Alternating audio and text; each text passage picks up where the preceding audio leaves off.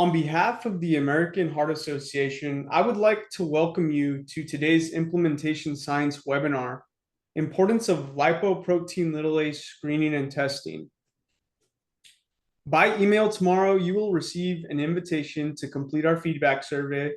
This will also be accessible at webinar close. Please consider responding to this so that we can tailor future Lp(a) education to your needs. This presentation will be recorded, and we will send an email to all registrants with the recording information within the coming weeks. We are honored to have Dr. Keith Ferdinand with us today. Dr. Ferdinand is board certified in internal medicine, cardiovascular disease, and nuclear cardiology. He serves as a professor of clinical medicine at Tulane University's Heart and Vascular Institute. Dr. Ferdinand has held leadership roles with many national organizations, including the Association of Black Cardiologists, the American Society of Hypertension, National Forum for Heart Disease and Stroke Prevention, Target BP, and the Healthy Heart Community Prevention Program, a cardiovascular risk program targeting African American and other high-risk populations. Among hundreds of peer-reviewed publications, Dr. Ferdinand was recently a co-author on the recent update to the NLA scientific statement and received the 2024 Ann Goldberg Foundation Service Award at the National Lipid Association Scientific Sessions.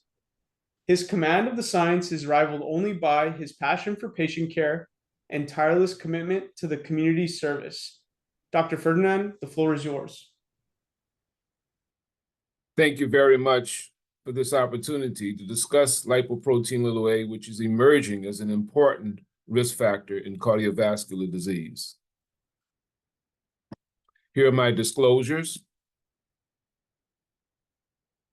I'm not going to discuss any specific medication or device.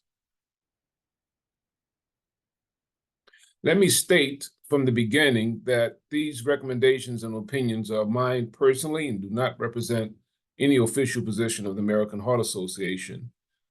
These informations, of course, is not to treat a particular patient, but for our own educational purposes.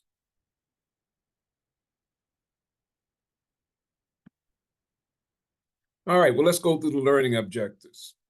First, we're going to discuss the evidence that lipoprotein A is an independent and causal risk factor for cardiovascular disease. And of course, with any of these various cardiovascular conditions, we have to understand that they may contribute to the worsening of disparities in US life expectancy. In fact, cardiovascular mortality is actually going up. And we then going to focus on what is the main take home, and that is to appreciate some practical considerations for lipoprotein(a) screening and testing. Let's start with the case. I think it's always instructive. This is a real patient, de-identified. Susan B., 47-year-old female, referred to my clinic for chest pain evaluation. She had recently shown at the emergency department with a 1-week prior history of recurrent new onset chest tightness. She was held for less than 24 hours. The ECG only showed non-specific changes. The troponins were negative ×3, and she was discharged home with a diagnosis of possible anxiety attack. She denies any prior cardiovascular disease, and her blood pressure has been well controlled, but she now notes that the chest pain was occurring with minimal activity. Susan actually has some knowledge of cardiovascular disease. She's a hospital nurse, and she notes that she had a positive family history. Her mother had coronary bypass at the age of 62, which is quite premature for a female patient. She personally did not drink any alcohol, only occasionally, and does not smoke or use illicit drugs. The physical exam was unremarkable, but she did appear somewhat anxious.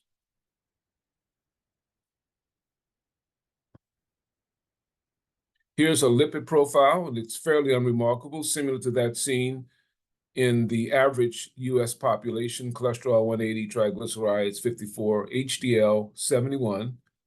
Now, some would say that that's, quote, good cholesterol. I tend to avoid that term because HDL may not be as protective as we thought in certain settings. Her LDL is average or a little bit below 108. Blood pressure is normal. She does not have diabetes. Fasting glucose A1C are normal. And she is not overweight or obese. So this is a fairly unremarkable clinical profile. Fortunately, because of her concern and overcoming the bias that we as clinicians have, especially towards younger females, I proceeded, despite a low ASCVD risk, to do further testing, and she underwent nuclear stress testing and had a large area of reversible ischemia in the anterior wall, which is in the circulation of the left anterior descending.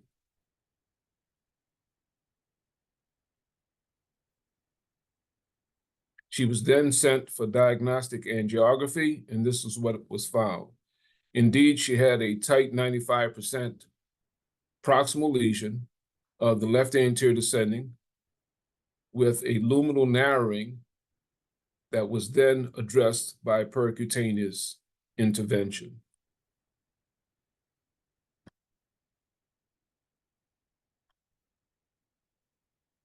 Well, why did this happen? First of all, we're simple human beings with simple tools.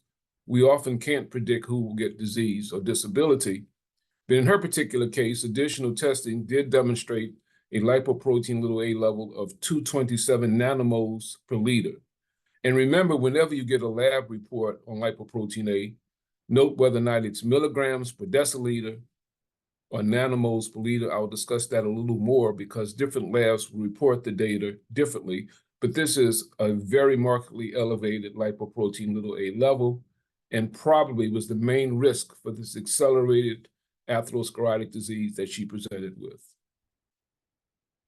Remember, this was despite no diabetes, no smoking, normal weight, normal blood pressure.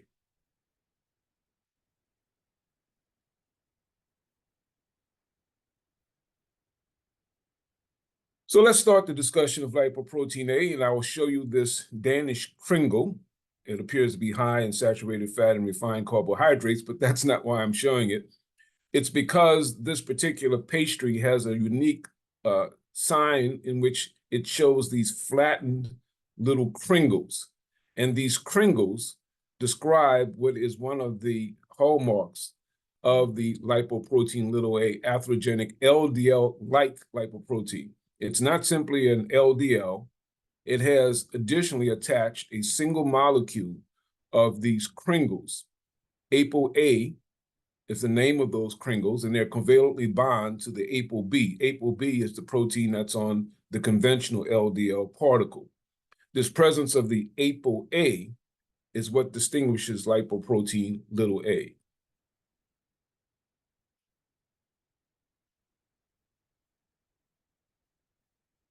Further note that when we look at population analyses, now on the x-axis, we're using here milligrams per deciliter. And as I mentioned to you before, always be cautious to see how the lab is reported, nanomoles per liter or milligrams per deciliter. Here it was reported in milligrams per deciliter. And you can see the linear relationship between an increase in lipoprotein little a in over 9,000 patients in non-fatal MI and coronary heart disease death. The break point appears to be about 50 milligrams per deciliter. So in many lab reports, that's where you'll see the break for the definition of high lipoprotein A. It'll be an LP little a of 50 milligrams per deciliter, and that roughly calculates to about 125 nanomoles per liter. But again, warning, always check how it is being reported in the lab value. Who has this? Well, it is perhaps the most common of the genetic types of dyslipidemia.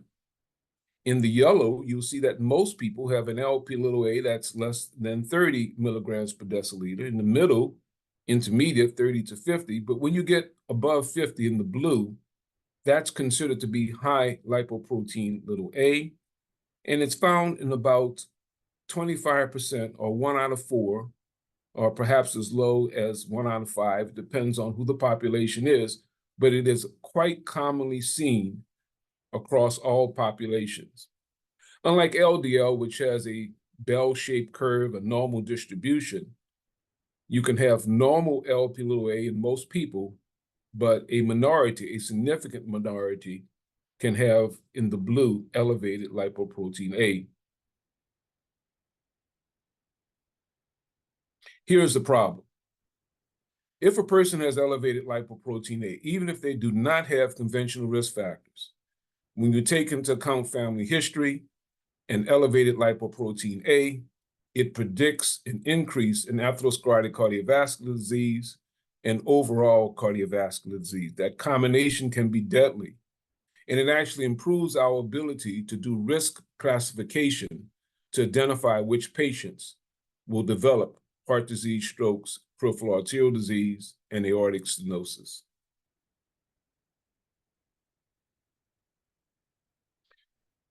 I mentioned to you on several occasions already to be careful when you look at a laboratory value to see how it's been measured. The way which we think now is probably best is in nanomoles per liter, although much of your older literature will be in milligrams per deciliter. The nanomoles is a better way because it measures the number of ApoA particles, and it's unaffected by the sizes of the ApoA, whereas the milligram measurement looks at mass, but it really doesn't tell you much about the size or the number of particles.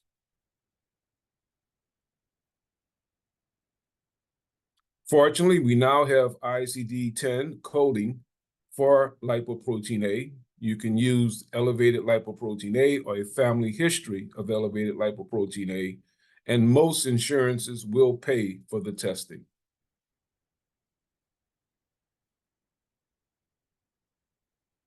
One of the unique factors of lipoprotein A is that it's genetically determined. We know that lifestyle leads to cardiovascular disease. Atherosclerosis is related to physical inactivity, increased obesity, dysglycemia and diabetes, smoking, elevated blood pressure. But lipoprotein A is a little different. It is predominantly genetically inherited, up to 70 to 90%, found on the LPA gene. Now, there are non-genetic factors, things that will modify your lipoprotein A level, and you should take those into account. If a person has significant chronic kidney disease, especially with proteinuria, lipoprotein A will be high. It goes down with liver disease, since lipoprotein A is manufactured or assembled in the liver.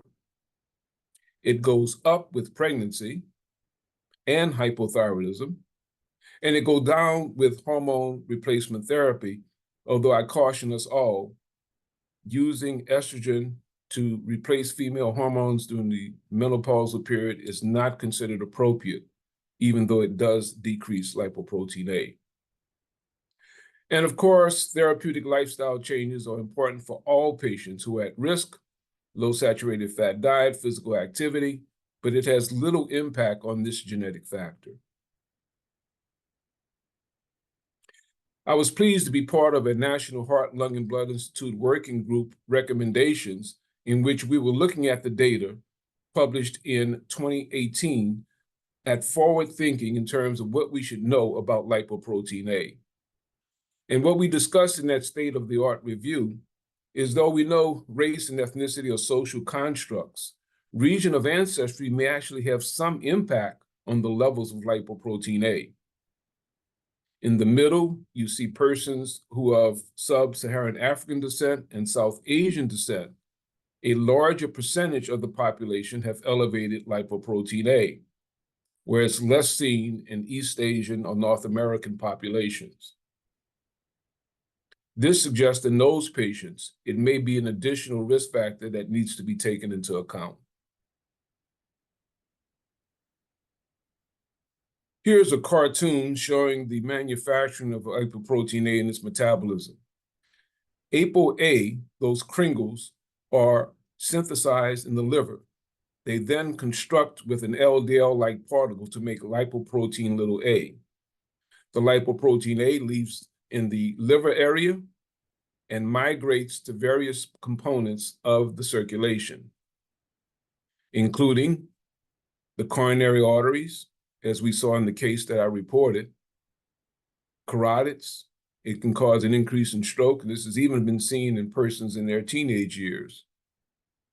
It deposits calcium on the aortic valve and may be one of the hallmarks of premature aortic stenosis, and can affect the peripheral circulation and has been associated with an increase in peripheral arterial disease.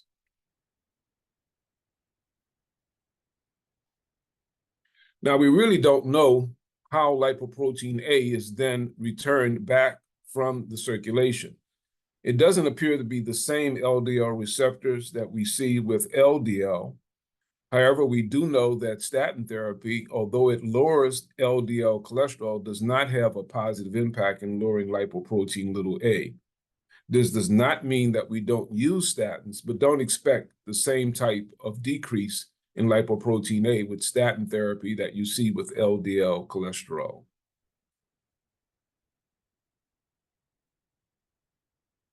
So here's the conclusive evidence we have thus far regarding lipoprotein A and its risk for cardiovascular disease and calcified aortic valve stenosis. It's genetically determined. It causes an increased risk, particularly for acute myocardial infarction, overall cardiovascular disease, stroke, peripheral arterial disease, perhaps even some relationship to heart failure and premature calcified aortic valve stenosis, and may be associated with an increase in all-cause mortality. These statements are supported by a wealth of information from observational studies, epidemiology, genome-wide association, and Mendelian randomization. Let me now focus on some special populations, although women should not be considered a special population since there are more women than men in the general population. But I will discuss the impact of lipoprotein A on women, persons of South Asian, African descent, and its impact across these populations. Why is this really important? Well, we have a real problem in the United States. We have persistent gaps. Here in the green is life expectancy in the non-Hispanic Black population compared to the blue non-Hispanic white population or the pink Hispanic population. We see the dip around 2020. Everyone lost life expectancy during the COVID-19 pandemic. But for decades, there's been a persistent, unacceptable disparity in cardiovascular disease, and it's mainly driven by poorly controlled risk factor and the social determinants of health. But I will suggest to you some data that suggests lipoprotein A also may be disparate in this population.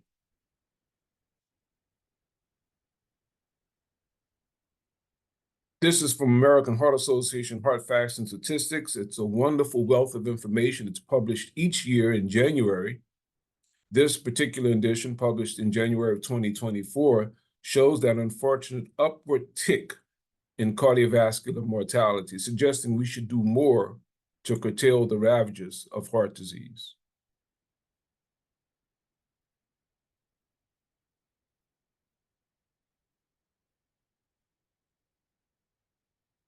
Here are data that suggest that there may be some disparate impacts of lipoprotein A.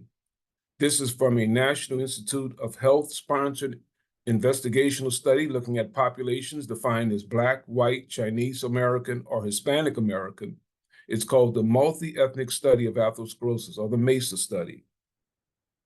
In this observational cohort, what is seen, looking across those various populations, is that lipoprotein A levels tend to be 2.5 to 3 times higher in those patients who self-identified as Black, suggesting that although, again, race and ethnicity are social constructs, and that much of the disparities are driven by the social determinants of health, where people work, live, play, and pray, there may be also a genetic marker, elevated lipoprotein A, that especially affects the Black population and also South Asian populations. Note that when you look at the MESA study, the levels of LDL cholesterol are very similar across all the populations. The HDL may be a little bit higher in the Black population compared to the Chinese American or Hispanic population, and triglycerides a little bit lower. That's called the African paradox, and I often use it to caution us to not look at a lipid profile, especially in a Black patient, and see an elevated HDL or low triglycerides with average LDL and tell the patients you're doing fine. This is one of the things that suggests that, especially in patients of Black or South Asian descent, measuring lipoprotein A may be a huge leap forward. I was asked by JACC, Journal of American College of Cardiology, to comment on the fact that HDL does not appear to be as protective as we once thought. On this scale, on the left-hand side, I put those things that greatly impact the disparities that we see in cardiovascular disease, especially in Black populations. The first is the social determinants of health, where people work, live, play, and pray, the adverse environment, having limited health access, low socioeconomic status, limited educational attainment, living in a food desert or food swamp, structural inequities, and yes, intrinsic bias, how we as clinicians treat or don't treat patients. Another main driver are the conventional risk factors, especially hypertension, which is the most potent and prevalent of all the risk factors. Obesity, increasing diabetes, smoking, physical inactivity. And although MESA showed that the LDL levels were similar, LDL goal attainment and appropriate high-intensity statin use is less seen in the Black population. Coronary calcium score may be beneficial, especially in those patients with intermediate risk, because it does show the presence of atherosclerosis. And I would also add elevated lipoprotein A as a novel risk factor, especially in Black and South Asian patients. On the right-hand side of the scale are some things you should minimize, simply looking at skin color or self-identified race without measuring any genetic factors. And we need to avoid or being very careful just saying that a person who has low HDL is definitely at increased risk, or that high HDL, even with low triglycerides, indicates low risk. This cartoon is a central illustration looking not only at MESA, but other federally sponsored epidemiologic surveys, MESA, Cardiac-Jackson, the Framingham Heart Study, and ERIC. And when you look together at over 27,000 patients, at the top, you see those patients who are less than the 50th percentile, so their lipoprotein A's are less than the median. At the bottom, you see those who are greater than the 90th percentile.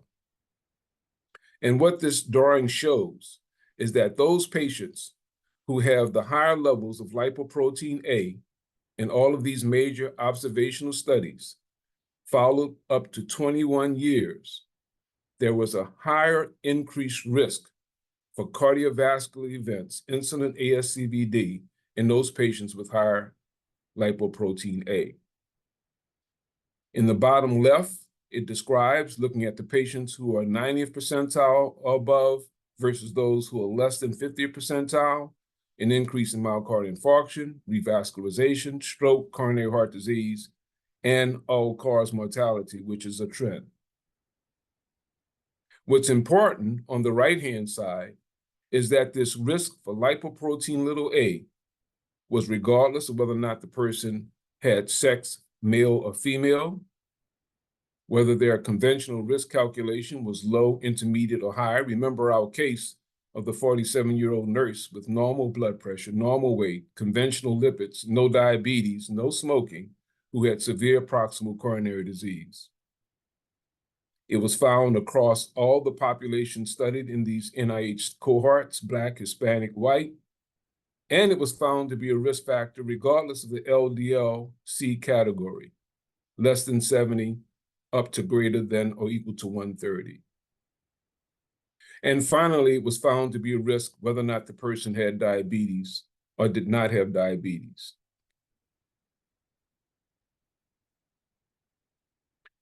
So let's now put these data into practice. We really don't have guidelines yet in the United States that direct us exactly what to do with lipoprotein A.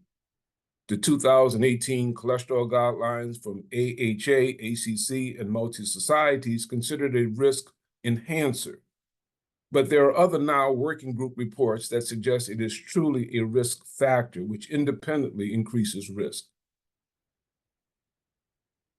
This is a scientific statement from the American Heart Association that discusses lipoprotein A and sees it as a genetically determined causal and prevalent risk factor for ASCVD. The first author is Gisette Reyes-Sofer.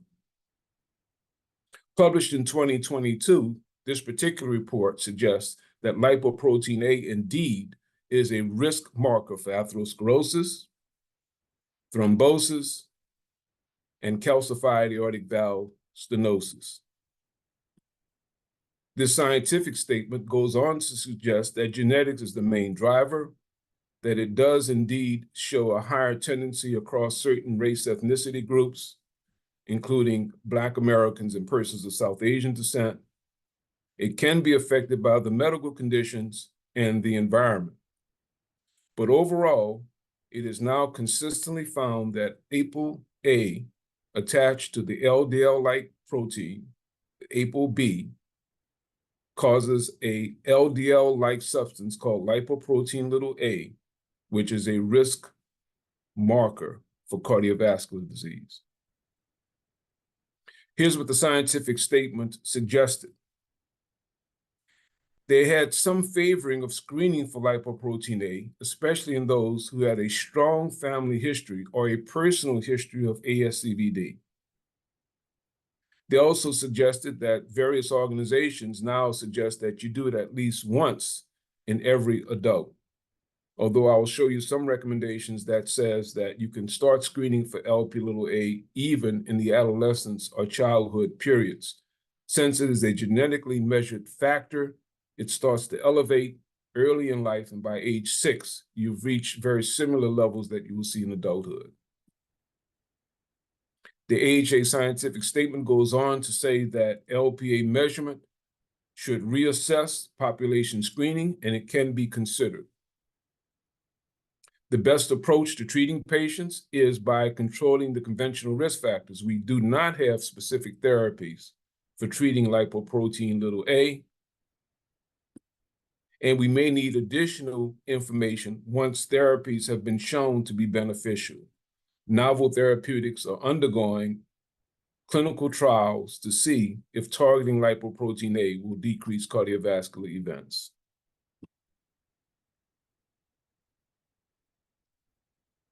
Another recent report comes from the European Atherosclerosis Society. This is a consensus statement looking at lipoprotein A and its relationship to atherosclerotic cardiovascular disease and aortic stenosis.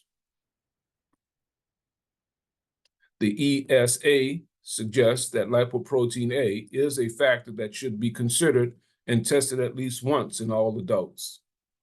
They suggest cascade screening, especially in patients who have familial hypercholesterolemia or people who have a personal or family history of premature ASCVD. You should check first-degree relatives.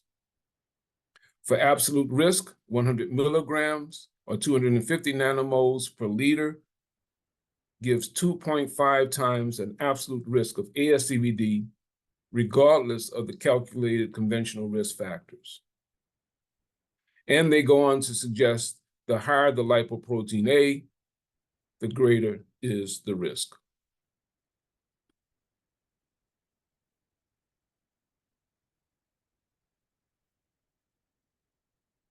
Another key point from the EAS 2022 consensus statement is that lipoprotein A remains a risk factor even with low LDL cholesterol. And on a particle-for-particle basis, and this is somewhat controversial, the risk for ASCVD related to elevated lipoprotein A may actually exceed the risk related to LDL cholesterol.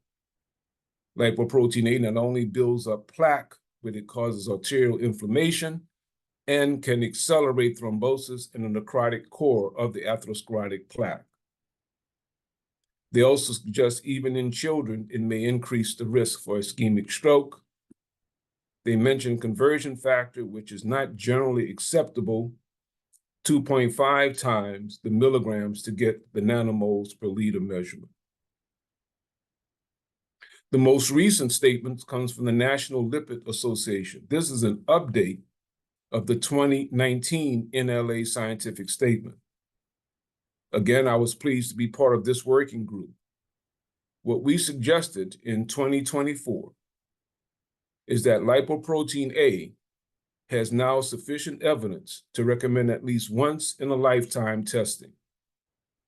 We considered lipoprotein A less than 75 nanomoles per liter or 30 milligrams per deciliter. Remember, check the lab slip to make sure how it's measured to be low risk, intermediate risk, in between, and high risk, 125 or above nanomoles per liter or 50 milligrams per deciliter.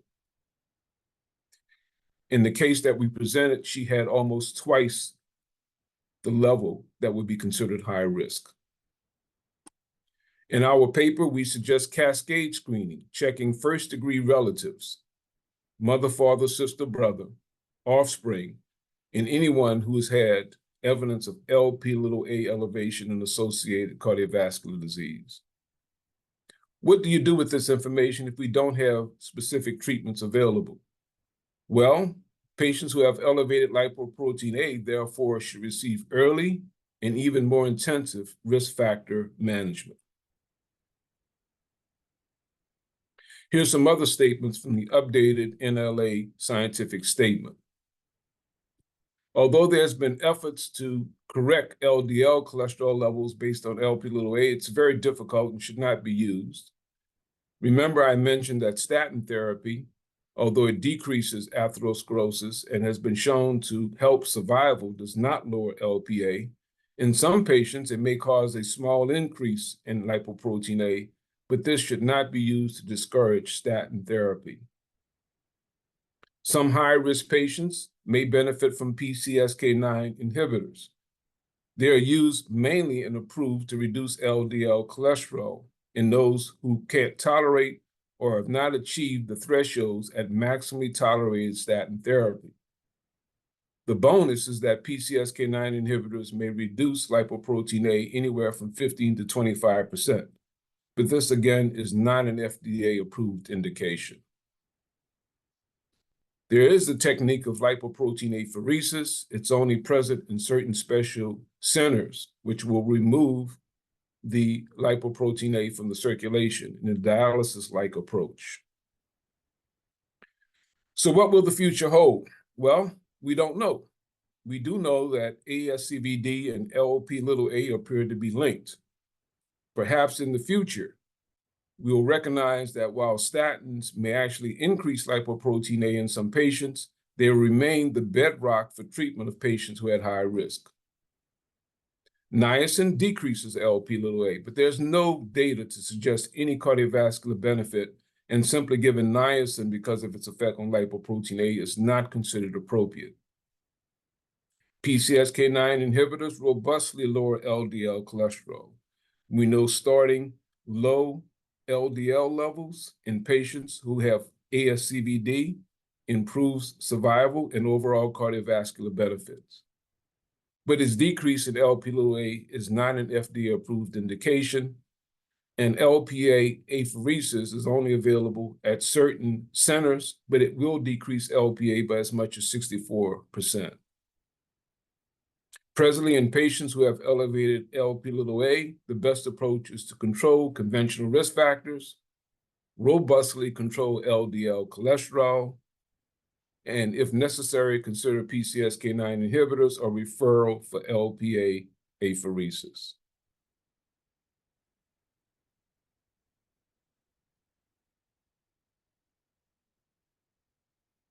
In the future, we may have therapeutic agents to lower Lp(a).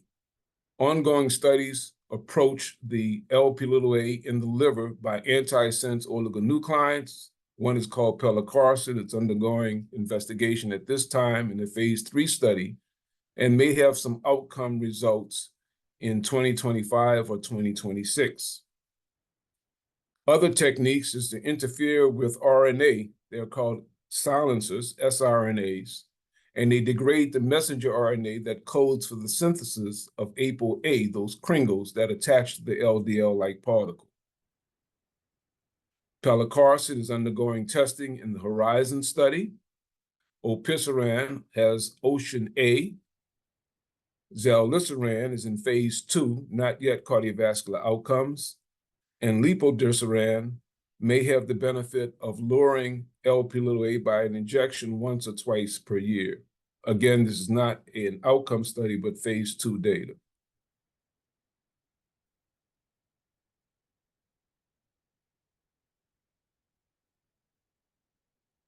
What do I do in my own personal practice?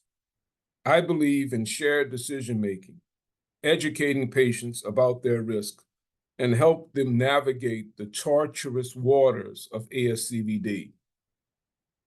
Sit down with the patient, eye level, culturally appropriate, literacy appropriate information, not standing and mumbling in this type of Latin that we use in medicine, but talking to patients in clear and precise manners about their cardiovascular risk, including understanding if they have elevated LPA, what the impact may be.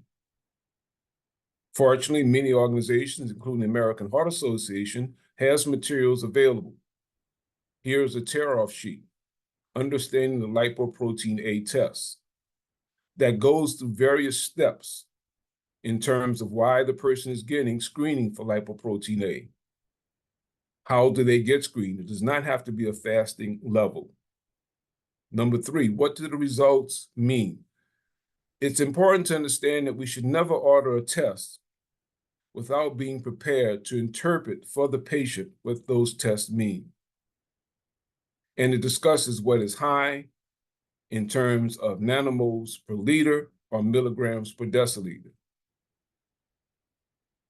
Number 4 talks about what a person can do who has high Lp(a). Well, there's no specific FDA-approved therapy at this point, but it does suggest that you intensely control the conventional risk factors. Eating a healthy diet, low in saturated fat, having appropriate physical activity. The American Heart Association suggests 150 minutes of moderate activity throughout the week. Maintaining or achieving healthy weight, avoiding smoking, limiting alcohol consumption. We no longer think that wine is, quote, good for the heart because it raises the HDL. And with Life Essential 8s, we've now added getting appropriate sleep to improve cardiovascular disease states. Number 5, you should inquire as to whether or not a particular insurance company will measure LPA and cover, since we don't want to add to the cost of care for the patient inappropriately.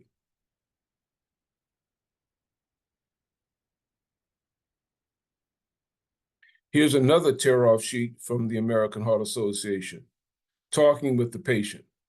Again, we as clinicians should sit down, eye level, culturally appropriate, literacy appropriate discussions.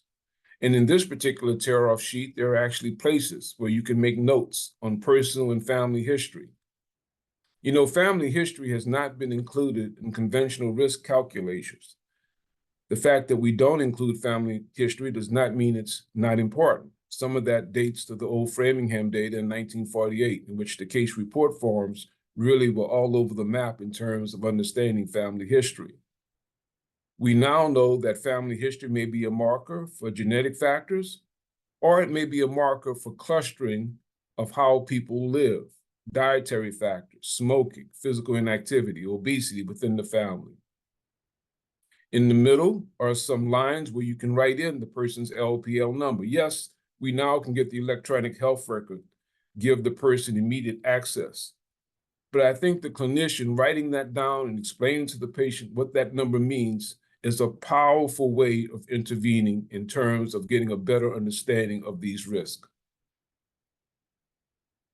In the right-hand side is lines to assess heart disease risk. We now know that the PREVENT model may be embraced widely, using not just the conventional risk factors, but also looking at urine microalbuminurin in terms of a marker of vascular insufficiency, measurements of GFR or CKD, and using zip code analysis for social deprivation, the social determinants of health, not previously considered in risk factor calculations, but having a profound effect on patients' outcomes.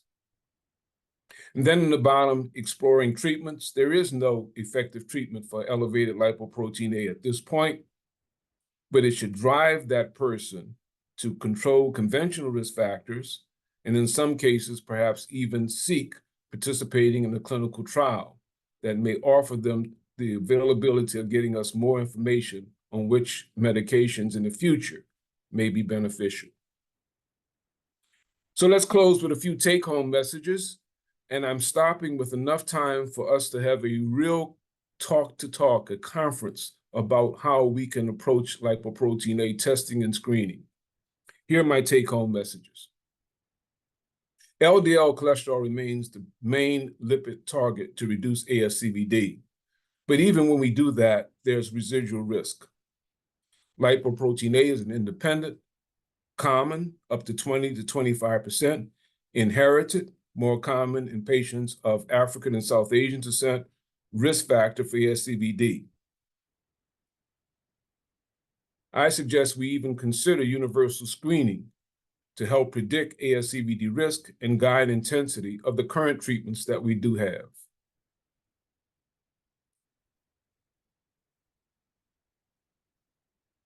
Lp(a) was discovered as early as 1963, and it's only now that we're starting to understand the real impact of this risk factor in cardiovascular disease.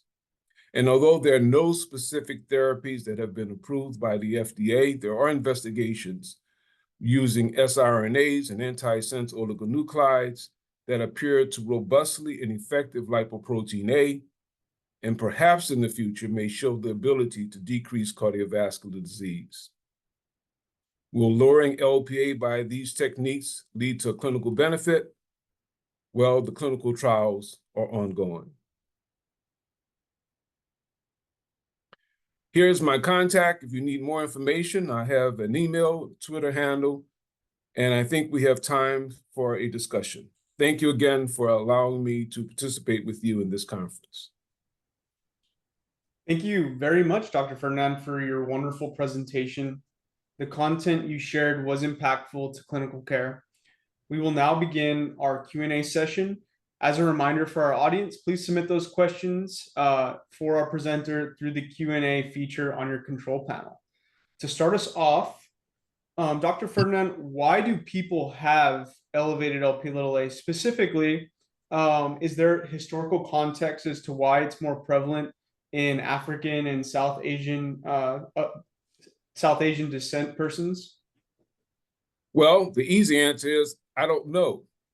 But let me expound somewhat, and this is somewhat theoretical. We know that conditions in the evolution of humankind, in the primordial environment, may have been beneficial, but then in the modern world may be considered a disease. For instance, having sickle cells will inhibit malaria. Those who have sickle cell disease now need specific treatment, but in primordial times, those who tended to sickle may have had a less incidence of malaria. We know, for instance, that lipoprotein A increases thrombosis. Well, there was a chance of hemorrhage from attacks, from an animal attack, or during childbirth, and perhaps it may have been protective at one time. A lot about Lp(a) is really unknown, but it does appear that region of ancestry has some impact on those levels. And that's one of the reasons, along with consideration for universal screening, this is especially true of patients of African and South Asian ancestry. We have a lot of great questions coming in through the chat. Please keep them coming. From the Q&A, in which circumstance is high HDL not protective? Well, the editorial that I wrote was related to some of the NHLBI epidemiologic data, especially in the Black population.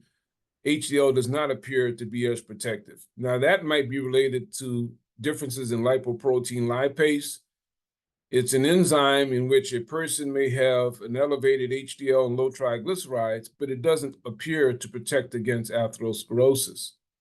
And I think in general, if a person has elevated lipoprotein A, regardless of the conventional lipid profile, you would be misled if you told that person they were protected. If you remember the young woman who had the 95% LAD stenosis, a real patient, she had fairly conventional lipids and her HDL was good, excellent. So I don't really use the term good cholesterol anymore. I think it's misleading to patients. I tend to focus on LDL cholesterol as the main target. Triglycerides has an impact, especially in those patients who have cardiometabolic chronic kidney disease.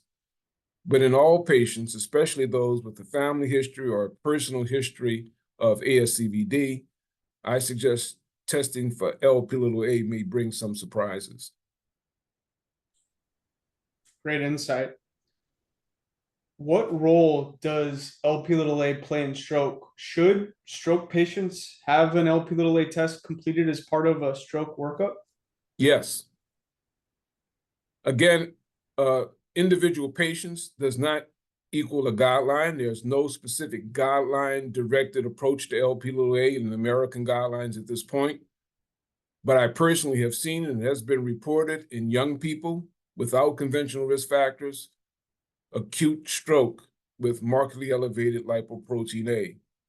And in one family that has elevated lipoprotein A, the brother has marked coronary atherosclerosis in his middle ages, and his younger sister has a history of stroke at 55, which is premature for a woman. Her weight is normal. Her blood pressure is only mildly elevated. She does not smoke. And we don't know for sure, but I think in that case, lipoprotein A can be a driver for stroke. If a person has a stroke, especially if premature, I do recommend Lp(a) testing, not knowing that there's any specific therapy, but there are some data that suggest, based on observational studies, that aspirin, because of its antiplatelet effect, may be beneficial in persons who have ASCVD and elevated lipoprotein A. This is not guideline-directed therapy, since the guidelines in the United States at this point are silent about exactly what we should do with elevated lipoprotein A. Further on testing from the attendees, when do you check ApoB? Well, that's a really good question. The lipid specialists, and I'm part of that family, believe that ApoB is a better measurement of risk because it measures all of the particles which increase atherosclerosis, and all the various sizes of LDL are included. It doesn't add much in terms of additional cost, but in terms of bang for the buck, the conventional lipid profile, I would probably add lipoprotein A first before adding ApoB into the testing regimen. We know that there's robust data looking at LDL-C treatment with statins, high-intensity statins in high-risk patients and those with ASCVD. Additionally, ezetimibe, when you get above the threshold in high-risk patients of 70 and very high-risk patients of 55, and PCSK9 inhibitors to drive the LDL down even lower in the very high-risk patients. This mirrors what you could do with testing for ApoB. I'm just not convinced at this particular point, because we have the conventional lipid profile so omni available, that if I wanted to do one additional test, I would add lipoprotein(a) testing versus getting ApoB. But certainly you will have certain lipid specialists who will tell you that ApoB is a superior measurement of the atherogenic particles than simply LDL cholesterol. We have a lot of great questions coming in about testing. This next one, does a patient have to fast for Lp(a) and ApoB tests? No, it doesn't have any impact on whether or not the person has eaten or not. And what I would tend to do is, especially if you have a new patient or a patient in whom getting that contact has been difficult in the past, is just do the lipid profile. If the triglycerides are elevated because the person is non-fasting, all is not lost, because postprandial hypertriglyceridemia becomes an additional risk and it tells you something about that person's cardiometabolic milieu, the environment in which they reside. So if it's a patient that you're not sure you're going to be able to get back, or you've had difficulty getting follow-up, I would get the lipid profile. It has no impact on ApoB or the lipoprotein A levels. How does Lp(a) compared to homocysteine as a vascular risk factor? Is there any relationship between the two? We have an advanced clinic in which we measure some of these different approaches. I actually, even though I may measure homocysteine at times, put more impact on lipoprotein A. I think that the epidemiologic, observational, Mendelian randomization is much more powerful for lipoprotein A than for homocysteine. And I have measured it in some patients, but I just don't think in conventional medicine, again, looking at cost of care, adding homocysteine will be better than simply measuring lipoprotein A. There also could be a discussion of adding hsCRP, which is a sign of vascular inflammation. I would probably do that even better than homocysteine, looking at an additional risk factor. This one's back to testing. Should LPA tests be done in the outpatient setting? Absolutely. Although I'm a professor of medicine and cardiology here at Tulane, I do have clinic. And as you know, New Orleans is a high-risk environment. I measure LPA essentially in everyone, and I do it in outpatients. If they haven't had one, I will get one. It does add to the understanding of risk. The case that I showed in the beginning, those who were on early, was a 47-year-old woman, conventional lipids, normal weight, normal blood pressure, less than 120/80, did not smoke, was an educated person, did not have disadvantaged socioeconomic status, had a 95% LAD. Her only thing that we could identify was markedly elevated lipoprotein A. And that's something that you will see. There are even cases in the literature, and if you go to places such as the FH Foundation, which is the Family Heart Foundation, they will have testimonials of young people who've had heart attacks and strokes who look fine. Their only risk factor, elevated lipoprotein A. Is the lab value that's called very low density lipoprotein the same thing as Lp(a)? No, Lp(a) may be as much as 25 to 30% of the conventionally measured LDL cholesterol. But I think if you really want to know what the Lp(a) level is, you need to get the Lp(a). And if it's markedly elevated, the reason you want to do it directly is because you can dilute the sample and get a better measurement of the exact level. Some labs, if you don't dilute the sample, will just say Lp(a) greater than and leave it at that. But if you dilute the sample and measure it appropriately, you can get an assessment not just greater than 125 nanomoles per liter, but how high? Is it 250? Is it 350? Is it 400? There's a linear direct relationship such that the higher the level, the greater the risk. So I don't think it's good enough just to say whether or not it's elevated. We have some wonderful clinical care questions here for you. This one's pertaining to treatment. Would you treat a 70-year-old female with an Lp(a) of 165 nanomoles per liter? Background, she has 0 calcium score, no CVD risk factors, no diabetes, and is overweight, but her BMI is less than 30. Well, again, as I mentioned in the opening, this is not treatment. We're just education and conversation among ourselves. In that particular situation, I probably would not consider the Lp(a) markedly elevated.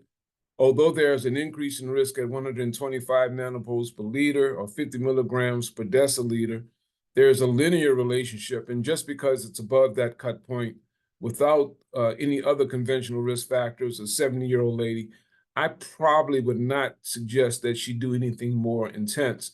The negative coronary calcium score is an excellent observation. It suggests she does not need statin therapy at this particular time. And the use of aspirin for elevated lipoprotein A is only observational. It's not evidence-based. There's no guideline-directed treatment. If her Lp(a) had been markedly elevated, let's say 250 nanomoles per liter, or 300 or 400, then maybe I would entertain aspirin. But in this particular case, as described, again, theoretical, educational, not treating that particular patient, I probably would not either do any lipid manipulation or add aspirin. We have about 4 more minutes here, and we will stay in the clinical care realm right here. Is there an age that you factor in when recommending lipid-lowering therapy if Lp(a) is elevated, or do you target specific LDL ranges? Well, I still use conventional risk factor calculation. I'm moving towards the PREVENT model, since it includes the chronic kidney disease, the social determinants of health, and the presence of dysglycemia, which all impact risk. We do know that risk, the first step is not medications, but therapeutic lifestyle changes. So what I tell patients, if they have increased risk, is that they should embrace therapeutic lifestyle changes. Once a person is above 40, especially in a male, coronary calcium score may be an additional way of determining whether they have subclinical atherosclerosis. The coronary calcium score now can be done in most places for less than $100 if it's not covered by insurance. And the amount of radiation is similar to that of a mammogram. And it does give us a window of an opportunity to identify those patients who may have a conventional risk profile, but already have the hallmarks of early atherosclerosis. When I mentioned measuring Lp(a) in younger persons, I think that's just because I think it's good to know what's coming around the corner. Some people say, well, if you don't have treatment, why measure? I'll give you my take on that. If I were in a small compact car and I was coming around the mountain and there was a tractor trailer heading around towards me, I really think I'd like to know that. And I'd like to do everything I could to avoid the ravages of a life-threatening accident. We do not have specific treatment for lipoprotein A, but not knowing it, I don't think is beneficial to the patient. So I measure lipoprotein A in essentially all of my patients, although the present US guidelines consider it risk enhancing and not a risk factor. The National Lipid Association, the European Atherosclerosis Society, the Canadians measure it in everyone. We've had such great participation, and we apologize in advance if we weren't able to get to your question. We'll make sure to record those and make sure we put out some sort of information regarding the answers to those. This last question, Dr. Ferdinand, from a patient perspective, if you are an African American, should you ask your primary care doc to do an Lp(a) test? Yes. I think an empowered patient can participate in his or her care. I don't believe patients should be passive vessels for the clinician to pour in his or her wonderful knowledge. They should come to the visit with questions, not just, Ms. Brown, your blood pressure is a little high, but what is the number? Not, Ms. Brown, your sugar's a little high, but what is my A1C? Not, Ms. Brown, your lipids could be better. Well, did you measure lipoprotein A? My father had a heart attack and died at age 50, and I have a brother who had a stroke at age 45. I would like to know. Some clinicians don't like that, but that is the only way I think we can stem this increase in cardiovascular mortality, is to overcome the laissez-faire approach that we as clinicians sometimes have and overcome the intrinsic bias that we as clinicians have, where we don't treat patients, female patients, certain members of racial ethnic minority populations, disadvantaged patients. If we don't treat everyone, regardless of race, ethnicity, sex, gender, social class, geography, ability, or disability, we will never have an equitable society.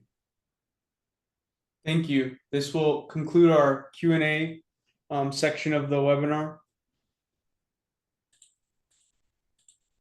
Thank you, Dr. Ferdinand, for your great discussion today, and thank you, audience, for your participation. Please feel free to utilize our current Lp(a) resources for patient education at www.heart.org/LPA.